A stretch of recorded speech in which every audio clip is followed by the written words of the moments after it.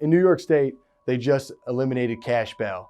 That means all the people that have a Class E felony, A misdemeanor, B misdemeanor, completely no arrests. Those that are so-called non-violent felonies have automatic release.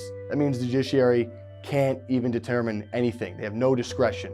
New troubling video showing a man attacking his girlfriend in New York City. And what's even more troubling is that man was charged and released because of the state's new lax bail laws.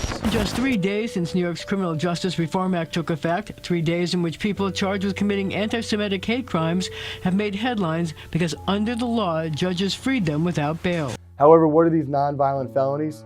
They're burglars, robbers. They're people that are stealing. These are people that are killing others. Criminally negligent homicide. Somebody is driving drunk and kills somebody is automatically released back into our streets.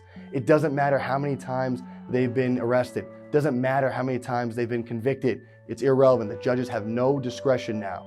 What used to be the case is they can determine. The judiciary should have the discretion to determine what happens to these defendants on a case-by-case basis. The legislature has overstepped its authority and reached into the judiciary to then determine what they should and should not do. That cannot stand. We Republicans warned time and time again. We provided them saying, hey, this is going to be a problem. Police say it's a problem. Prosecutors say it's a problem. Judges say it's a problem. But of course, left-wing radicals, they don't listen to the experts. They don't care. It's their way or the highway, and that's wrong. This is what it comes down to. Are we going to have people that care about criminals, or are we going to have people that care about the community? For me, it's about the community. For me, it's about standing up and to make sure that those victims who are harmed have justice. And what you're seeing now, time and time again, is left-wing radicals pandering to votes. That's what it ultimately is all about, is getting more and more control, making sure that the extremists who are now taking over the Democratic Party are being satisfied. That can't stand. You pledged your loyalty to the people who voted you in. That's what I did, and I make sure to uphold that pledge. I make sure to uphold my promise to make sure we keep our communities safe, to maintain a great quality of life, and to have an opportunity for all Americans. Now we're seeing the consequences happen in real time. We see a cop get sucker punched, that guy gets let out. We see a hit and run where the person is killed and that driver is here illegally, that guy gets let out.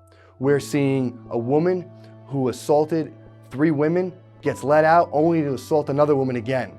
That person gets let out. What's wrong with this state?